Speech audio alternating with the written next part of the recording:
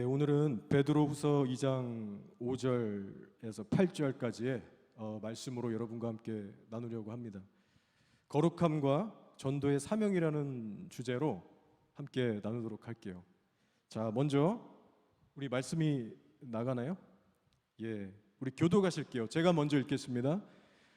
옛 세상을 용서하지 아니하시고 오직 의를 전파하는 노아와 그 7 식구를 보존하시고 경건하지 아니한 자들의 세상에 홍수를 내리셨으며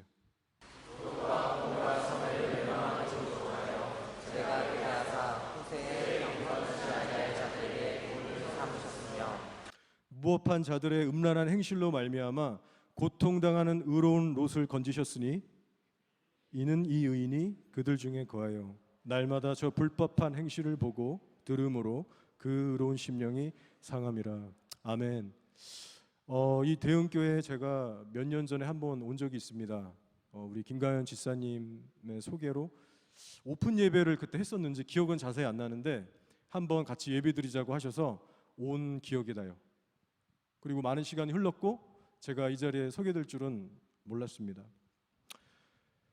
대흥교회에 청년들이 주를 이루고 있다, 이 얘기를 제가 알고 있었고 예전에 한번 왔을 때도 제 눈으로 목격했고, 그래서 제가 말씀에 이 부탁을 받았을 때 대흥교회를 처음 딱 떠올렸을 때 드는 단어는 청년들이었어요. 청년들, 젊은이들. 실제로 와보니까 많네요, 젊은이들이. 여러분, 이 뉴질랜드 땅에 많은 다음 세대 젊은이들이 교회에 나오지 않습니다. 전도를 해보셔서 아시겠지만 거의 10명 중에 9명은 예수를 믿지 않고, 또 예수를 믿었다고 해도 어릴 때 잠시 다녔다가 더 이상은 나가지 않는다. 그런 리스판스를 우리가 이제 경험하게 되죠. 일단 여러분, 청년들 하면 어떤 이미지들이, 어떤 수식어들이 떠오르십니까?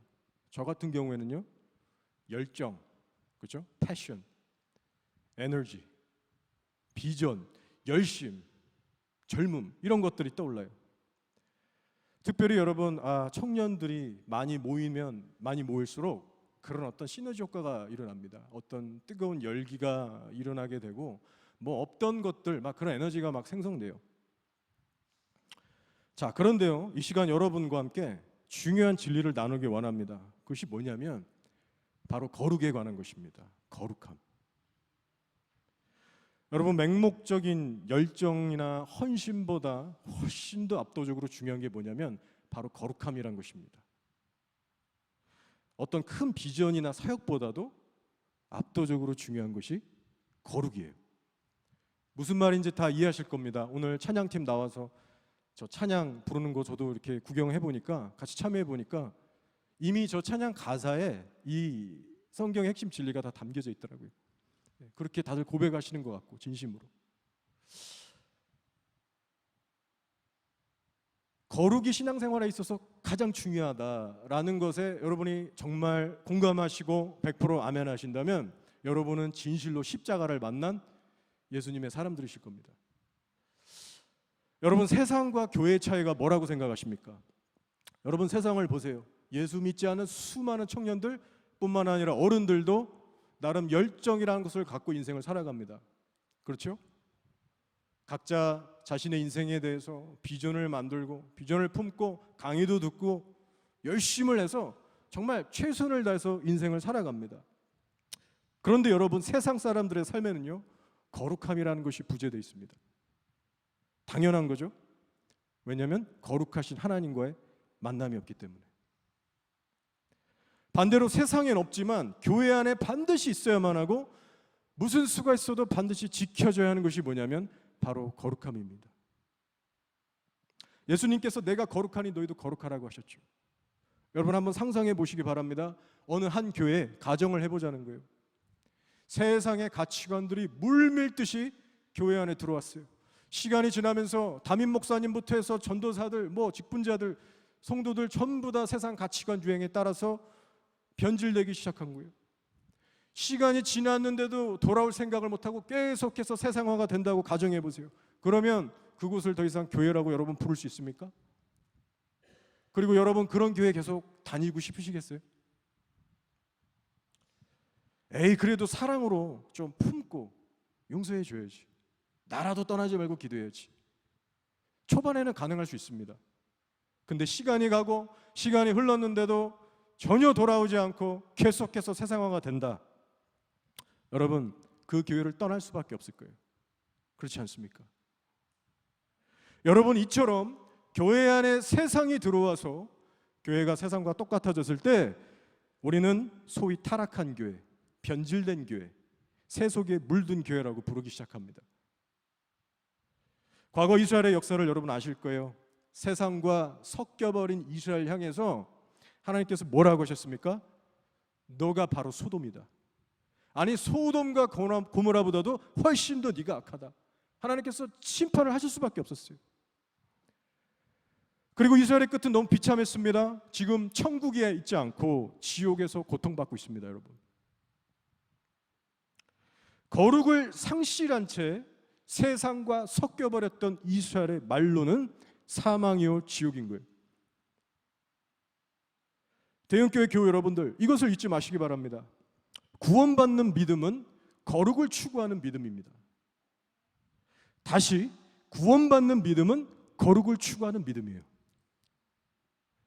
여러분은 현재 어떤 믿음을 소유하고 계십니까? 교회가 거룩을 상실했다는 것은요, 하나님 안에서의 정체성을 잃어버렸다는 것이고, 하늘의 부르심, 그리고 삶의 목적과 방향, 가치관 전부를 상실했다는 거예요. 결과적으로 천국이냐 지옥이냐에 직결되어 있는 가장 중요한 영역입니다.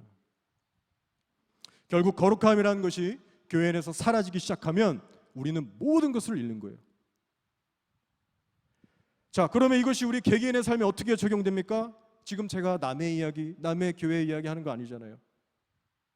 성도라고 하는 여러분의 삶에 거룩하신 하나님과의 동행이 없다면, 그래서 온갖 세상 가치관에 영향받고 육신적으로 살고 계시면 여러분 역시 타락한 성도, 속세에 찌든 성도, 변질된 성도로서 살아가고 계신 겁니다. 여러분, 이거 인정하셔야 돼요. 그러면 그러한 인생 끝에는 뭐가 기다리고 있겠습니까? 많은 사람들이 이 시대에 큰 착각과 미혹에 빠져 있습니다. 뭐냐? 예수를 한번 믿기만 하면 무슨 짓을 하고 살아도, 방탕하고 음란하고 지멋대로 살아도 천국 갈 수 있다라고 크나큰 착각에 빠져 있습니다. 여러분, 구원파라고 하는 이단을 들어보셨습니까? 한국에서는 꽤 규모가 있고 유명한 이단이에요. 구원파. 뉴질랜드에도 있습니다. 저는 실제로 만난 적이 있습니다. 아는 친구를 통해서 구원파 어떤 사람들을 만나서 제가 직접 성경 공부까지 좀 이렇게 했었어요. 어떻게든 좀 돌이켜 보려고 앉혀놓고 성경 말씀 준비한 거 막 가르치고 설득도 해보고. 근데 오히려 저를 불쌍하게 보더라고요. 치근하게 보면서 죽어도 안 변하더라고요. 얼마나 세뇌를 당했는지. 그들이 주장하는 것이 뭐냐면요, 사람이 한번 구원받으면 소위 무슨 짓을 하고 살아도 천국 간다는 거예요. 그래서 구원받은 날짜, 시간, 요거를 딱 메모장에 적고 정말 집착하면서 그것을 애써 잊지 않으려고 합니다. 나 구원받았다 이거예요, 그날.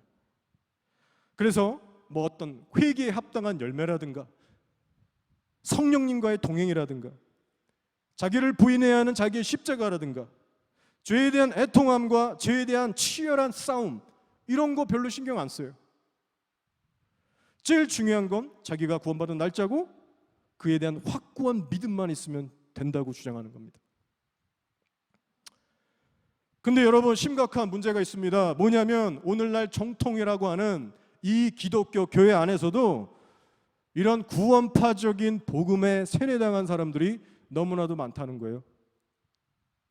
이것이 마치 개혁주의 스피릿인 것처럼 착각을 해서 심지어 많은 목사들도 그렇게 가르치고 있습니다. 말 표현을 굳이 그렇게 안 해서 그렇지 많은 교회들이 내심 인정하고 있는 교리가 뭐예요? 막 살아도 어쨌든 한번 구원 받았으니까 구원에서 안 떨어진다, 이렇게 가르치시는 겁니다. 천국 가서 그 행위라는 것은 천국 가서 받을 상급의 크고 적음에만 적용되는 거지, 우리가 이 땅에서 어떤 행위로 살았는가는 구원과는 상관없다. 여러분, 이렇게 가르친다고요, 정통파 많은 교회들에서. 여러분, 이런 황당한 거짓말이 어디 있습니까? 거짓말이에요. 여러분, 세상적으로는 여러분이 좀 무식하고 실패해도 돼요. 그러나 영적으로는 여러분 정신 바짝 차리시고 하나님 앞에 반드시 분별하셔야 됩니다. 진리가 뭔지.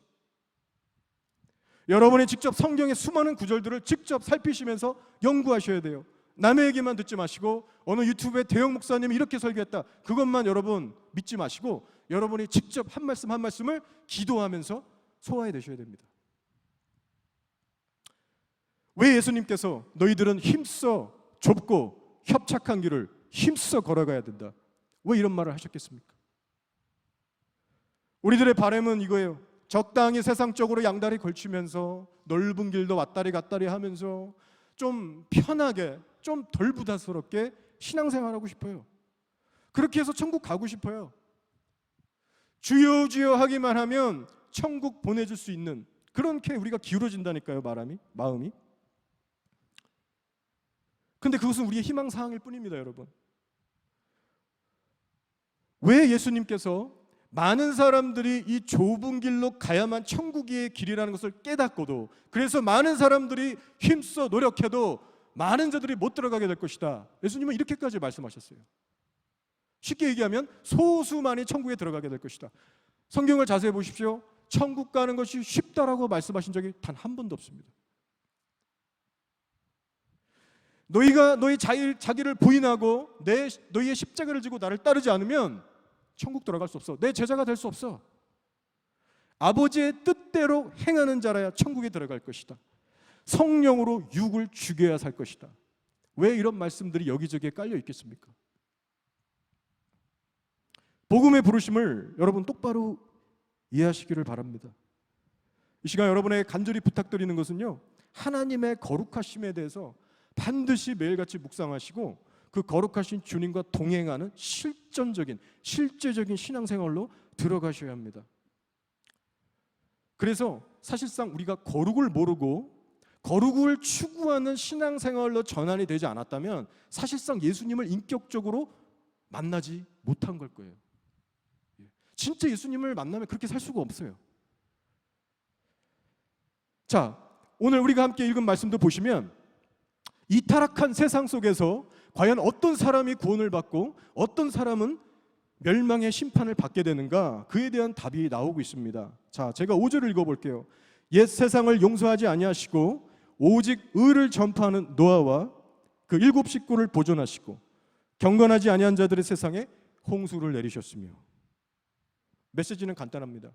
하나님의 심판이 누구에게 쏟아졌느냐? 경건하지 아니한 자들에게 쏟아졌습니다.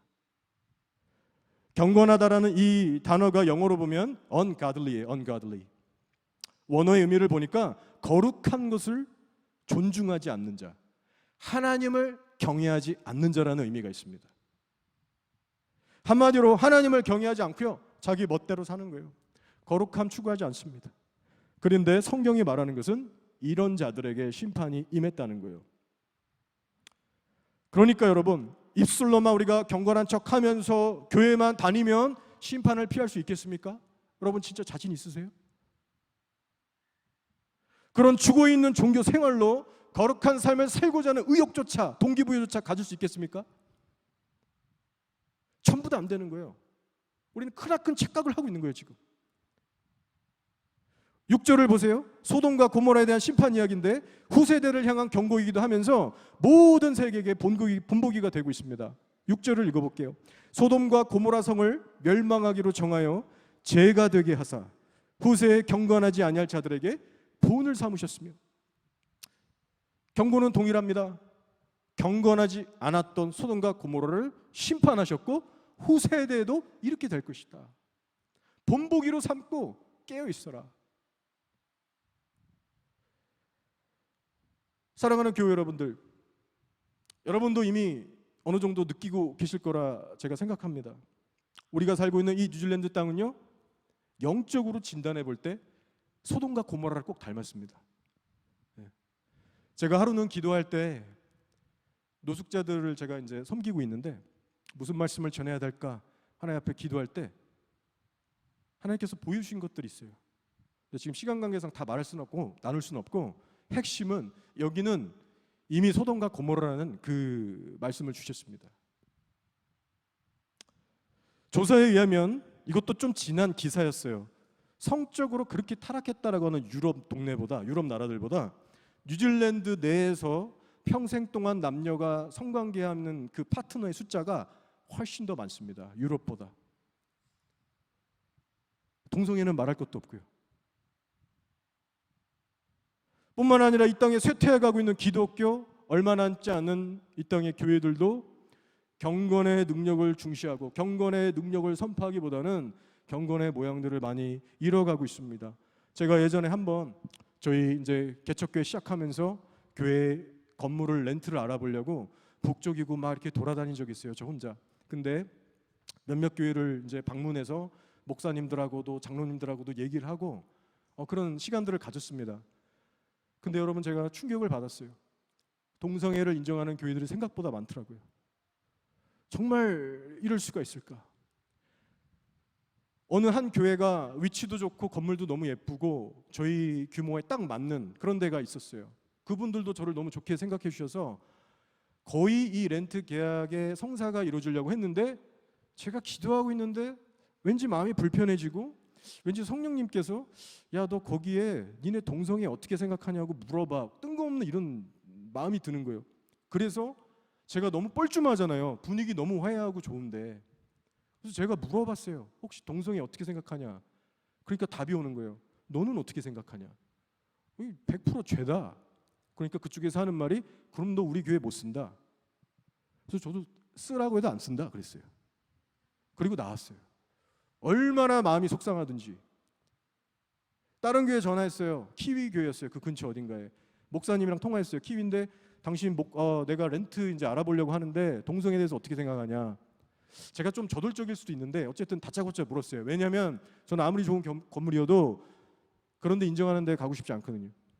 물어봤는데 자꾸 피하더라고요. 왜 물어보냐, 부담된다. 자꾸 이렇게 피하는 거예요. 됐다, 알았다. 교회 렌트 알아보려고 하다가 정말 속이 상해버리고 탄식이 되고, 정말 주님 앞에 좀 더 기도하게 되는 그런 시간대가 있었습니다. 결론적으로 여러분, 우리가 정말로 거룩하신 하나님을 믿는 성도라면 거룩한 삶을 회복해야 할 줄 믿습니다. 시간 관계상 더 많은 설명 드릴 수도 없고 사실상 필요도 없어요. 여러분, 이미 다 알고 계시잖아요. 간단한 진리입니다. 여러분, 죄를 버리시고 거룩을 쫓아가시기 바랍니다. 아무리 여러분 그 길이 힘들고 어렵더라도 기도하면서, 정말 더 힘들면 금식하면서 부르짖으면서 그 길을 걸어가 보세요. 그래서 이 악하고 음란한 세대에서 꼭 구원받으시길 축복합니다. 요한일서 3장 3절의 말씀이에요. 주를 향하여 이 소망을 가진 자마다 그의 깨끗하심과 같이 자기를 깨끗하게 하느니라. 우리에게 이 소망이 더 깊어지길 소원합니다. 여러분, 앞으로 이 교회당에 나오실 때마다 그냥 목사님만 쳐다보지 마시고 이 질문을 스스로 해보세요. 나 지금 하나님 앞에서 어떻게 살고 있나? 나 지금 죽으면 천국 갈 수 있나? 회개에 합당한 열매가 나오고 있나? 이 질문을 심각하게 하셔야 돼요. 여러분, 집에 들어가셔서 큐티할 때 아침 저녁마다 자기 전에도 회사에서도 이 생각을 하세요. 차를 운전할 때도 하시고. 결론적으로 정리합니다. 하나님 앞에 검증되지 않은 맹목적인 열정과 헌신을 주의하시기 바랍니다. 거룩함이 쏙 빠져버린 형식적이고 타성에 젖어버린 신앙생활에 대해서 꼭 경계하시길 축원드립니다. 혹시 이 자리에 그러한 분이 계시다면 더 이상 미루지 마시고 오늘 이 말씀 가운데 회개하시고 주님과의 새로운 관계를 위해서 여러분 힘써 다시 시작하시기를 주님의 이름으로 축복드립니다.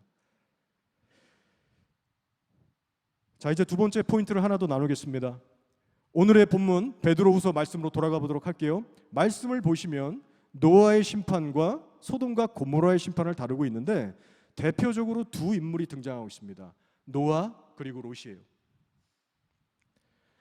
그래서 이번에는 이 노아와 롯이라고 하는 두 사람의 신앙을 좀 비교해 보면서 분석해 보면서 이 마지막 때 곧 그 심판이 다가오는 이 마지막 때를 살아가는 우리 성도들, 우리들에게 좀 적용을 해보고자 합니다. 자, 먼저 노아와 롯의 공통점이 있다면 성경은 두 사람 모두 의인이라고 증거하고 있습니다. 제 얘기가 아니라, 그렇죠? 성경이 그렇게 말하고 있죠. 두 사람 다 의인이라고 인정해주고 있습니다. 자, 그런데요, 우리가 분명히 해야 할 게 있습니다. 그것이 뭐냐면 의인이라고 불린다라고 해서 다 같은 의인이 아니라는 사실이에요. 노아와 롯의 삶을 비교해 봤을 때 분명히 이들은 달랐습니다. 노아와 롯 둘 중에 누가 더 하나님 앞에 온전히 깨어 있었느냐? 여러분 질문이에요. 누굴까요? 롯이 아니라 노아입니다. 롯에게는 좀 미안하지만 결정적인 단서가 어디 있을까요? 창세기 19장 15절 16절에 그 단서가 나오는데 한번 들어보세요. 동틀 때에 천사가 롯을 재촉하여 이르되 일어나 여기 있는 내 아내와 두 딸을 이끌어내라.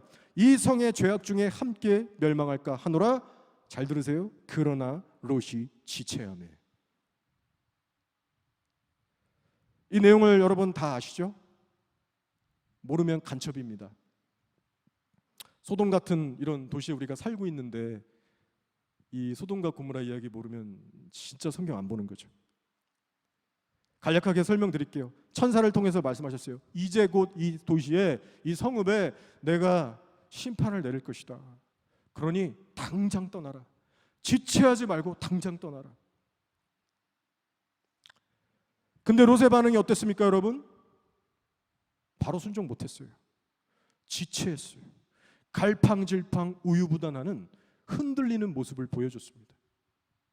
하나님의 심판이 코앞에 떨어졌는데도 천사가 직접 나타나서 눈앞에서 얘기해 줬는데도 쉽사리 죄악의 도시를 못 떠나고 있는 거예요. 여러분, 바로 이 모습이 노아와 다른 겁니다. 노아는 홍수의 심판이라는 똑같은 경고의 음성을 들었을 때 지체하지 않았습니다. 이 땅을 내가 물로 멸할 것이다. 그러니 너는 방주를 만들라 하시면 지체 없이 방주 바로 지었고요. 때가 돼서 이제 이 방주에 들어가라. 내가 물심판 내리겠다. 뒤돌아보지 않고 바로 들어갔습니다. 성경을 보시면 노아가 뭐 망설였다, 지체했다 이런 기록이 없어요. 여러분, 이렇게 의인이라고 해서 다 같은 의인이 결코 아닙니다. 만약 지체하는 롯에게 하나님의 자비가 더해지지 않았으면, 그 손 잡고 강제로 끌어내지 않았으면 롯은 그 소돔의 죄악과 함께 죽었을 거예요. 즉 롯은 구원을 받았지만 극한 두려움과 고난함과 혼돈 속에서 극적으로 빠져나오게 됐습니다. 반면 노아를 보세요. 어떻게 다릅니까? 철저히 하나님 앞에 준비된 삶으로 어떠한 두려움과 부끄러움이나 혼돈 없이 넉넉하게 담대하게 준비된 자로서 방주에 탔다는 거예요. 그래서 이렇게 두 사람, 혹 이 두 가정을 우리가 비교해 볼 때 그 검진받는 과정에 있어서 너무나도 대조적이 되는 겁니다. 따라서 우리가 롯과 노아를 굳이 비교해 본다면 롯에게는 다시 말해 좀 죄송하지만 우리가 누구를 더 본받아야겠습니까? 노아예요, 노아.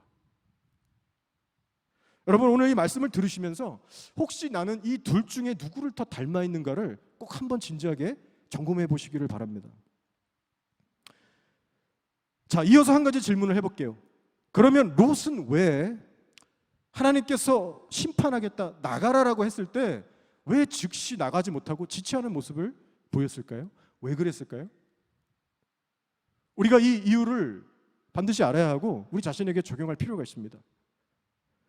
자, 롯이 지체할 수밖에 없었던 이유가 뭐라고 생각하십니까, 여러분?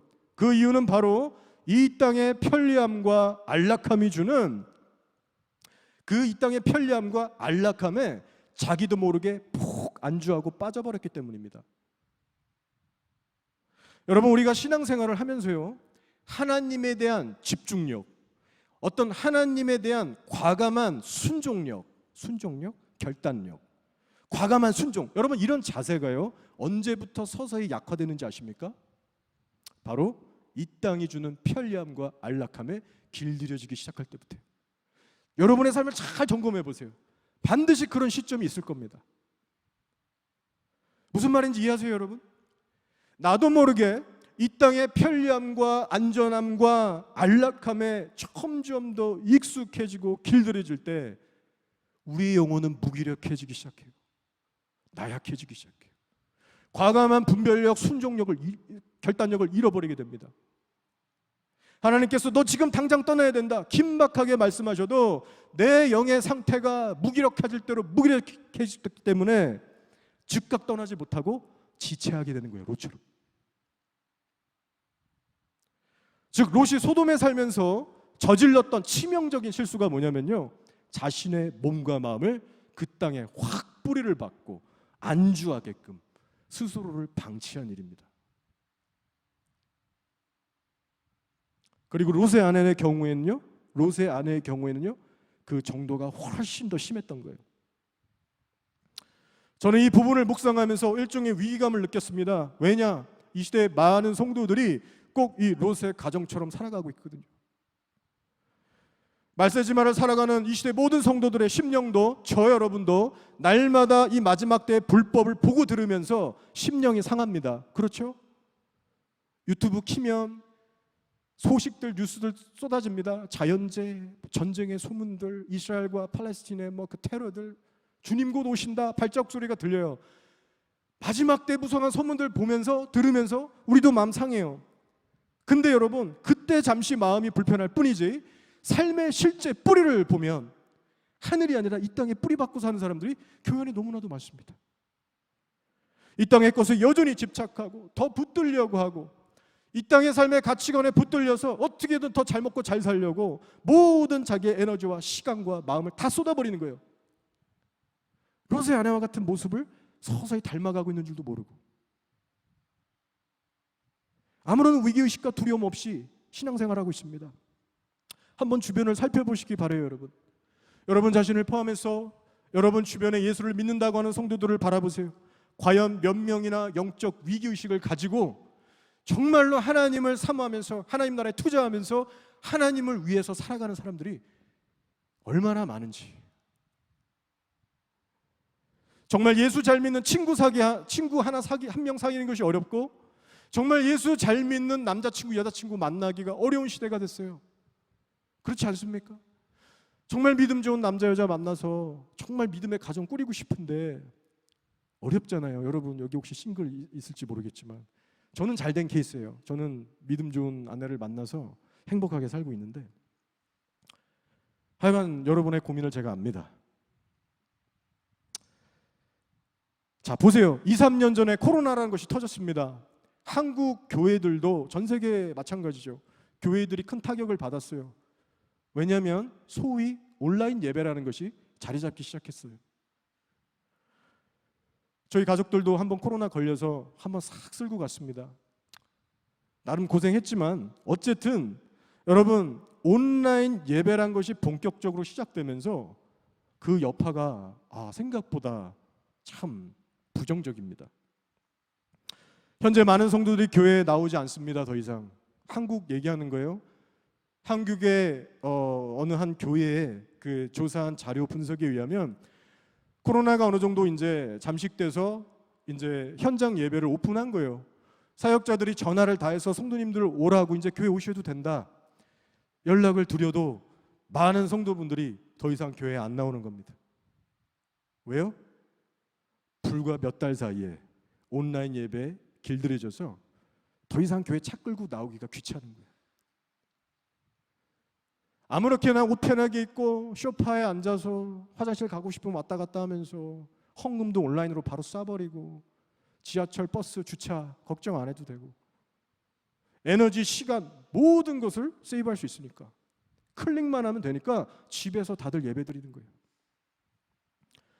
여러분 저는 이 롯의 가정을 생각해 볼 때 이런 생각을 한번 해보게 됐습니다. 과연 롯의 식구들 안에 하나님을 향한 갈망하는 그 마음이 얼마나 있었을까? 이들 중에 누가 과연 날마다 뜨겁게 하나님께 간절하게 예배드리고자 했을까? 그것이 궁금하더라고요. 추측해 보니까 그래도 하나님에 대해서 마음이 잘 컸던 사람이 누굴까? 생각해 보니까 롯일 것 같아요. 롯. 왜냐? 아브라함하고 같이 한때 동행하면서 살아계신 하나님의 역사를 봤었고 믿음이라는 것을 배웠을 것이고, 그래서 소돔에서도 나름 신앙생활하는 걸 했을 겁니다. 가족들 너무 빗나가는 것 같으면 야 그러면 되냐, 모여 예배드리자, 기도하고 나름 양육해 줬을 거예요. 자, 그러면 반대로 누가 제일 꼴찌였을까? 누가 대충 예배 형식적으로 드리고 건조한 마음으로 살았을까? 바로 롯의 아내였을 겁니다. 그 증거로 유일하게 뒤를 돌아봐서 소금 기둥이 되어버린 사람이잖아요. 아마 예배를 드리긴 드렸어도 간절한 중심은 없었을 겁니다. 예배는 대충 드려버리고 끝나면 잽싸게 세상적으로 가서 막 세상 가치관 그대로 막 재미있게 거기에 빠져서 살았던 사람일 거예요. 만약 아니라면 소돔 따위가 아쉬워서 뒤돌아봤겠습니까, 여러분? 하루하루 간절한 열정으로 예배자적인 삶에 성공했다면 그렇게까지 세상이 마음에 들어와서 점령당하기까지 그렇게 방치하면서 살았겠냐고요. 뒤돌아봤겠습니까? 사랑하는 교회 여러분, 이것을 기억하시기 바라요. 너 뒤돌아보면 죽을 거야. 절대 뒤돌아보면 안 돼. 분명한 주의 음성을 롯의 아내가 들었습니다. 근데 끝내는 뒤돌아서 망합니다. 그렇죠? 여러분, 이거예요. 하나님이 직접 우리의 귓가에 진리의 말씀을 들려주셔도 순종 못하는 거예요. 왜냐? 평소부터 불순종해 왔기 때문에. 자기가 그간 뿌리고 심은 대로 거두는 것뿐입니다, 여러분. 하루하루 하나님에 대해서 목말라지 않았던 대가를 이때 치르는 거예요. 하나님의 말씀을 배우긴 배웠고 들었지만 말씀대로 순종, 복종의 훈련을 하지 않은 대가를 이런 날에 지금 치르게 되는 겁니다. 톡톡히 치를 날이 온다는 거예요. 하나님의 자비가 아무리 임해도 사람 쪽에서 준비가 너무나도 안 돼 있으면 결국 망하는 겁니다, 여러분. 하나님의 자비가 없기 때문이 아니에요. 우리가 너무나도 준비가 안 됐기 때문이에요. 하나님의 자비는 어느 시대 어느 악인에게나 항상 부어집니다. 롯도 겨우 국적으로 구원을 받았지 않습니까? 저 여러분도 방심할 수 없는 거예요. 들은 말씀대로 실제 순종, 복종의 훈련을 해나가지 않으면 나중에 큰 것이 왔을 때 갑자기 순종이 되겠습니까? 평소에 예수님을 위해서 작은 것 하나 내려놓지 못하고 항상 그렇게 살았는데 예수님을 위해서 순교할 수 있겠어요? 너 지금 다 버리고 떠나라 할 수 있겠어요? 안 되는 거예요. 따라서 여러분, 지금부터요, 작은 것부터 내려놓는 훈련을 하시기 바랍니다. 작은 것부터 순종하는 훈련, 작은 것부터 하나님의 말씀대로 살아보는 훈련을 꼭 해나가셔야 돼요. 말씀 하나를 묵상해도 절대 가볍게 보지 마시고 큐티 했냐 안 했냐 이 차원이 아니라 내가 그 한 말씀대로 실제 살아보겠다라는 여러분 애통함과 간절함이 있으셔야 돼요. 그 의지와 결단이 요구되는 시대에 살고 있습니다. 여러분도 아시겠지만 이제 얼마 안 가서 전무후무한 대환란이 언젠가 빠르게 들이닥칠 수 있는 그런 말세지만에 우리가 살아가고 있습니다. 따라서 여러분, 지금부터 훈련하시고 깨어 있으셔야 합니다. 혹시라도 여러분 가운데 나도 모르게 자꾸만 이 땅의 것에 마음이 빼앗기고 자꾸만 하나님보다는 세상 것에 그렇게 마음 쏠리고 계시다면 오늘 이 시간 하나님 앞에 회개하시고 그 마음을 반드시 회복하시는 그런 귀한 은혜였기를 축복합니다. 자, 이제 노아의 얘기를 좀만 더 나누고 마치면 좋겠습니다. 여러분 참 잘 들어주셔서 너무나 감사하고 너무 좋습니다. 제가 원래 이 시간에는 집에서 좀 쉬는 시간인데 여러분 덕에 제가 이렇게 와서 또 말씀도 전하고 저도 좀 흥분이 되고 좋은 것 같습니다. 자, 여러분, 노아란 사람은 확실히 롯과 달랐어요. 하나님의 임박한 심판을 대처하는 자세가 분명히 달랐습니다. 그래서 그 결과 노아의 아내, 자녀들, 그리고 며느리들, 모든 이 노아의 식구들 중에 한 사람도 도중에 하차하거나 잃어버리지 않고 모두가 무사히 구원을 받게 됩니다. 그래서 이 말세를 살아가고 있는 우리 크리스천 가정들에게 노아의 가정은 아주 귀한 샘플이 되고 있어요. 자, 그러면 우리가 노아의 삶을 보면서 어떤 점을 배워야 할까요? 바로 그 힌트가 오늘의 말씀 5절에 나와 있습니다. 제가 읽어볼게요. 옛 세상을 용서하지 아니하시고 오직 의를 전파하는 노아와 그 7 식구를 보존하시고 경건하지 아니한 자들의 세상에 홍수를 내리서시며 하는 말씀이에요. 자, 이 말씀에서 여러분이 주목하셔야 할 부분은 오직 의를 전파하는 노아, 이 대목이 되겠습니다.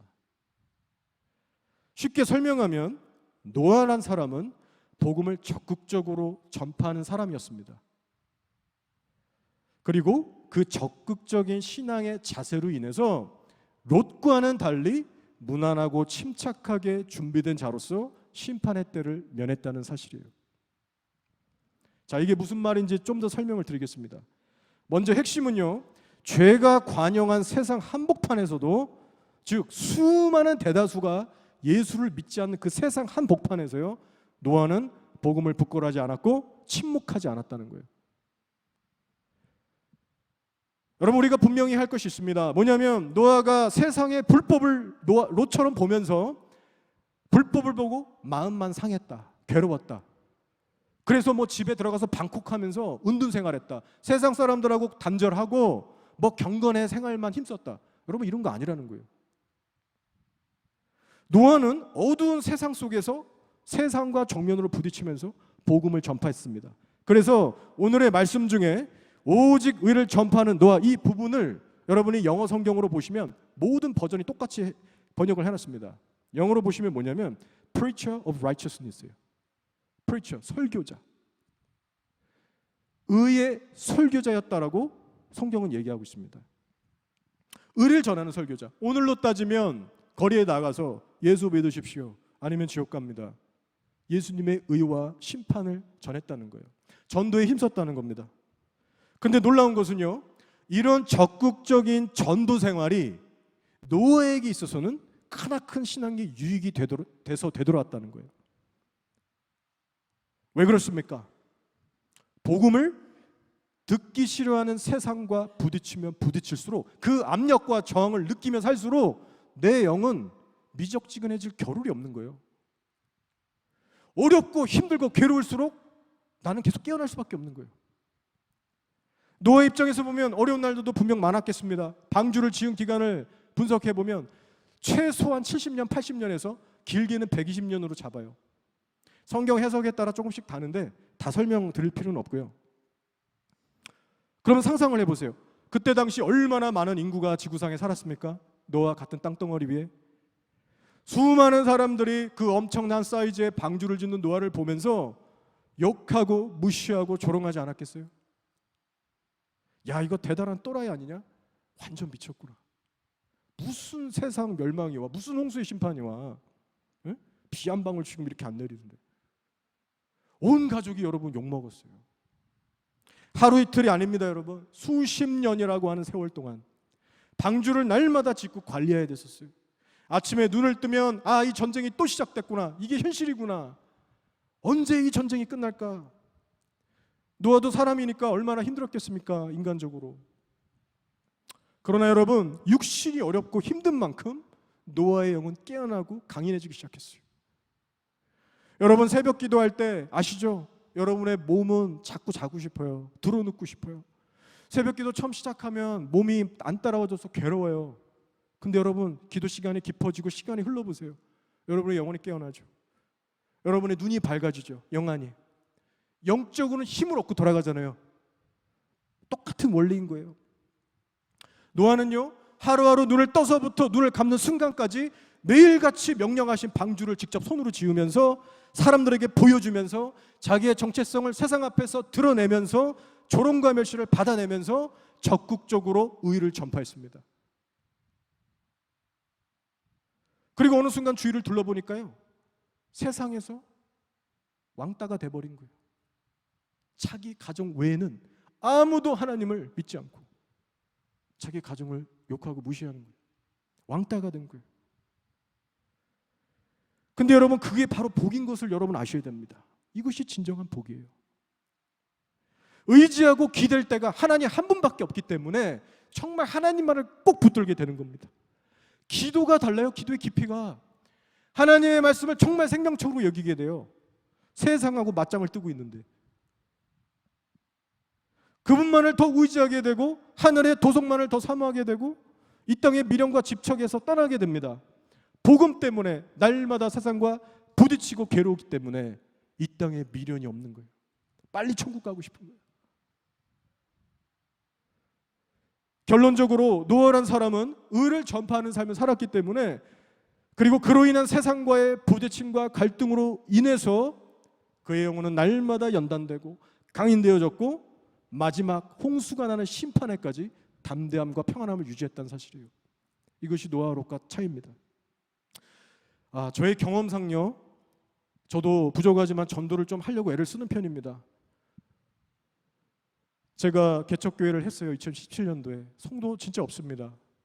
계속 배우는 부족한 목사예요. 근데 제가 개척교회를 하기 전까지는 전도사로 그래도 꽤 오랜 시간을 섬겼습니다. 뉴질랜드에서도 섬기고 한국에서도 섬기고 뭐 초등부부터 중고등부, 청년부 뭐 다 해봤어요. 부서 돌면서. 그때는 편했죠. 전도를 해도 교회 차원에서 뭐 이렇게 행사 차원 같이 할 때 했고. 근데 제가 개척교회 목사로 이제 독립을 하고 보니까 전도를 안 하면 이게 안 되는 거예요. 근데 여러분 여기가 뉴질랜드잖아요. 한국말로 전도할 수 있는 기회가 얼마나 되겠습니까? 그냥 닥치는 대로 외국인들 하는 거예요. 우리 교회 끌어오려고 하는 게 아니고 하나님 나라만 위해서. 별의별 사람들 다 있습니다. 황금어장이더라고요. 그런 훈련을 제가 부족하지만 하고 있어요. 근데 최근에 어느 한 날 전도를 나가려고 하는데 비가 억수로 쏟아지는 거예요. 여러분 아시죠? 최근에 비 엄청 왔잖아요. 장마처럼. 어떻게 해야 될까? 오늘 전도 나가는 날인데 비가 너무 오는 거예요. 근데 순간 하나님의 은혜인 것 같아요. 자신감이 생기더라고요. 그래, 비 온다고 못 갈 거 있나? 가자.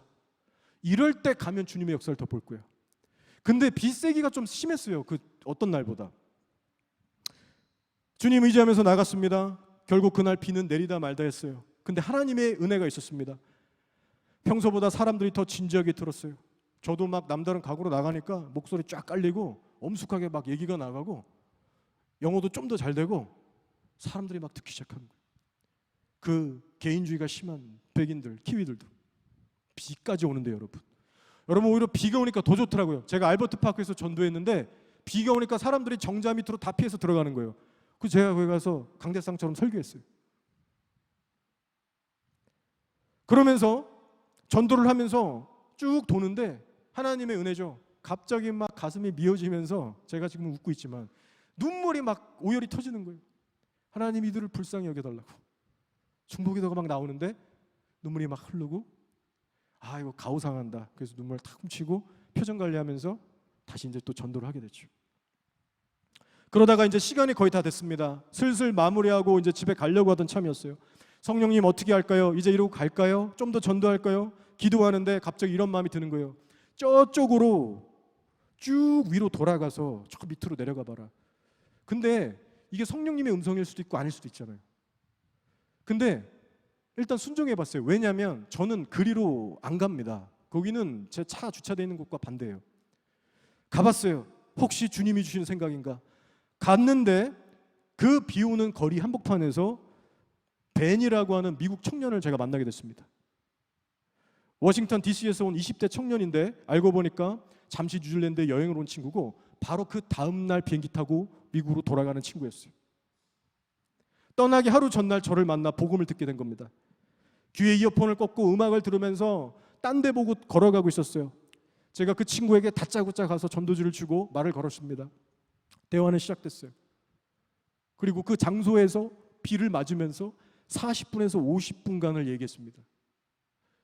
창세기부터 계시록까지, 선악과부터 율법, 이스라엘, 복음, 예수가 누군지.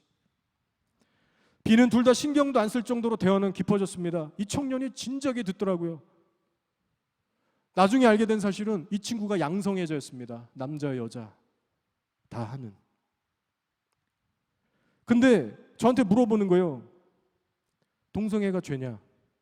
죄다. 성경에서 말한다. 죄다. 근데 이 친구가요, 감사하게도 기분 나쁜 내색을 하지 않고 계속해서 이것저것 물어보더라고요. 자기가 교회는 가본 적이 있대요. 어릴 때. 나름 성경도 이렇게 봤대요. 근데 제가 보니까 인격적인 만남은 아직 아니었어요. 이것저것 수준 높은 대화들을 했습니다. 그러면서 만약 내가 여기 살면 니네 교회 진짜 가고 싶다 이런 얘기까지 하고, 너 미국 돌아가면 이런 목사님 귀하니까 잘 분별해서 이 목사님들 거 들어라. 다 받아 적더라고요, 메모에. 여러분, 그래서 그날 제가 전도를 마치고 집으로 돌아가는데 제 마음이 얼마나 여러분 행복했겠습니까? 오늘 비가 오지만 나오길 참 잘했다. 예비하신 영혼을 이렇게 또 만나게 되는구나. 여러분, 놀라운 이런 사례들이 사실 많습니다. 저기 윗길로 돌아서 내려가라는 것이 주님의 음성 맞았구나. 전도 정말 주님이 기뻐하시는구나. 제가 모르긴 모르지만 그 친구에게 정말 임팩트 있는 그런 날이 됐을 겁니다. 여러분, 저의 요지는 이거예요. 우리가 방에서 말씀만 보고 교회에 와서 예배드리고 기도하는 걸로는 채워지지 않는 그 무언가가 있습니다. 결코 하나님이 축복하실 수 없는, 정말 그 이상으로 누릴 수 없는 그 은혜의 결핍이라는 것이, 그 능력의 그 무언가가 우리 신앙생활에 결핍되게 되어 있어요. 정말 신기하게도 사람들에게 다가가서 하나님의 다가올 심판을 얘기하고 듣든지 듣지 아니하든지 예수님의 복음을 전하면요, 어느샌가 저의 마음이 뜨거워지기 시작해요. 저도 사람이니까 영적으로 업앤다운이 있습니다. 영적인 막 무기력함, 우울감에 시달릴 때가 왜 없겠어요? 저를 모르는 사람은 제가 막 강성인 줄 알아요. 전혀 그렇지 않습니다. 저는요, 나서는 것 자체가 싫어요. 여러 사람들 앞에 있는 것도 싫고, 저는 그냥 소수의 내 사람들하고만 그렇게 조용히 살고 싶은 그런 성향을 갖고 있는 사람이에요. 근데 제 영혼이 다운되고 세상 걱정, 근심, 유혹에 막 마음이 쏠려가고 정말 영적으로 바닥을 칠 때 오히려 여러분 결단하고 전도를 하잖아요. 제가 회복되는 걸 경험해요. 하나님께서 저를 붙드시는 거예요. 주일 아침에 섬기는 노숙자 예배 때도 그것을 느끼고, 또 개인적으로 나가서 거리에서 전도할 때도 저는 그 하나님의 은혜를 경험합니다. 그래서 결론이 이거예요. 복음은 흘러가야만 하는구나.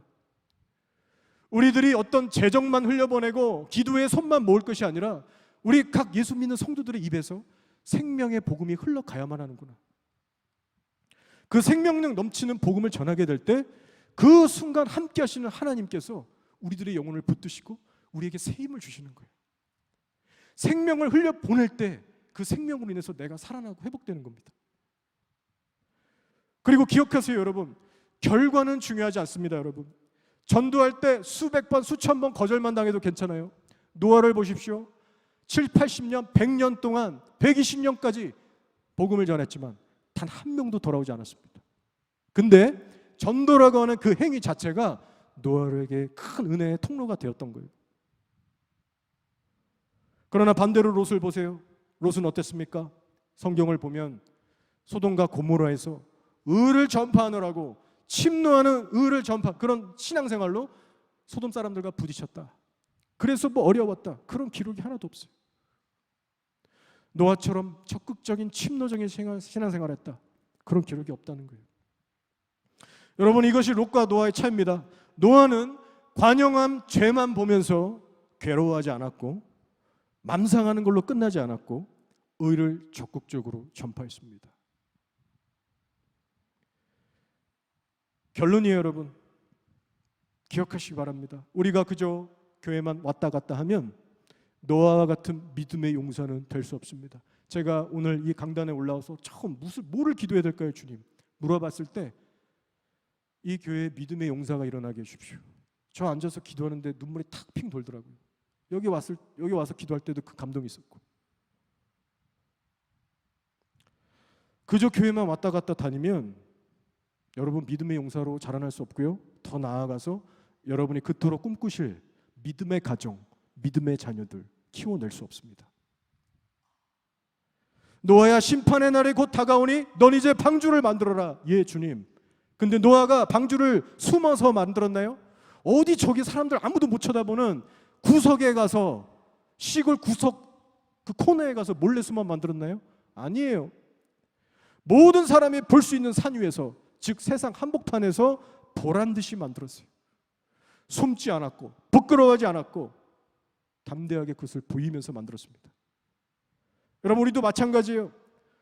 숨어서 예수 믿지 마시고 침묵하지도 마시고 세상 앞에 당당히 전하시는 여러분이 되길 축복합니다.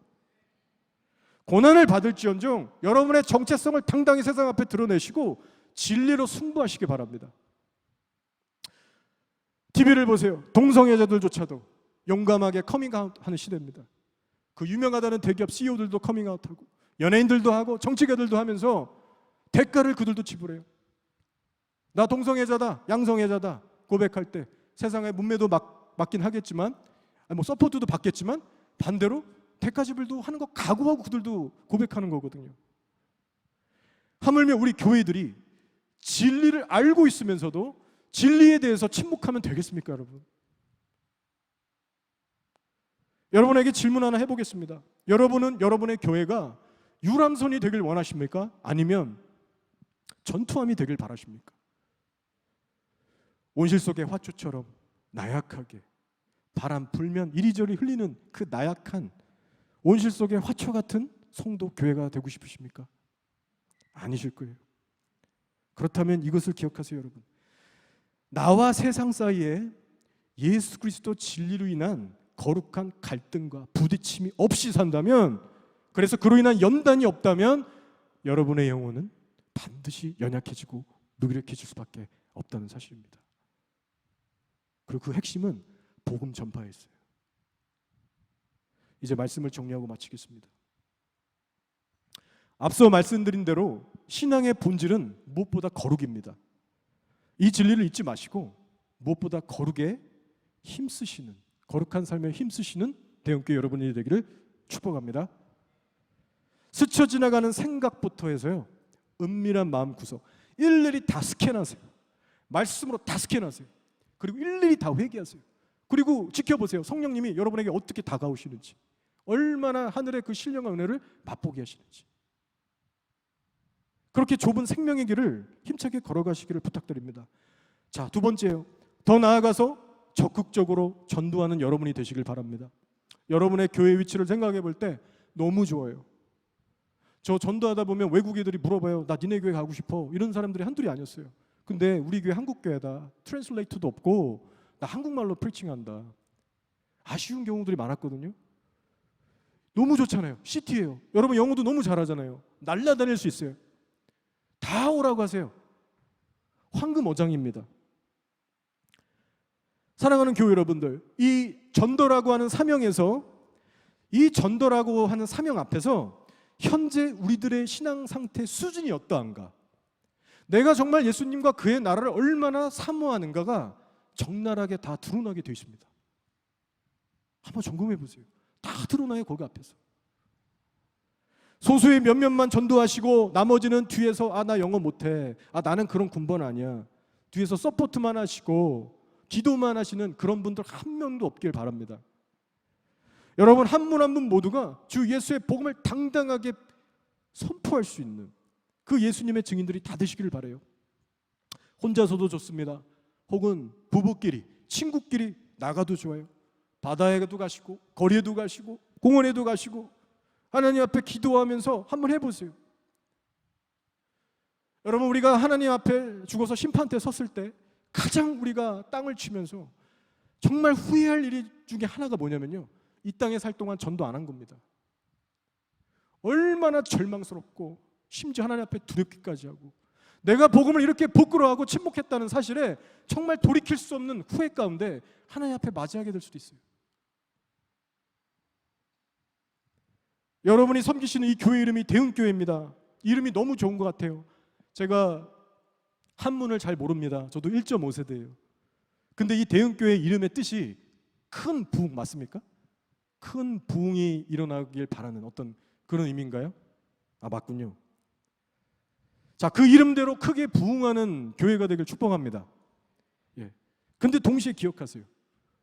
부흥에는 대가가 필요합니다. 이 단에서 수고하시는 정 목사님과 또 우리 부교역자분들, 인상도 너무 좋으시더라고요. 사역자들 외에 여러분 한 분 한 분의 눈물의 기도와 순종의 대가가 요구됩니다. 여러분 부디 주 안에서 힘내시기를 바라고 힘차게 전진하시기를 주의 이름으로 축복해 드립니다. 제가 언제 다시 여러분을 볼지 모르겠어요. 근데 이것도 인연이죠. 제가 여러분을 위해서 기억하고 저도 기도하겠습니다. 여러분도 저희 교회를 위해서 기도해 주세요. 자, 이 시간 함께 기도할까요?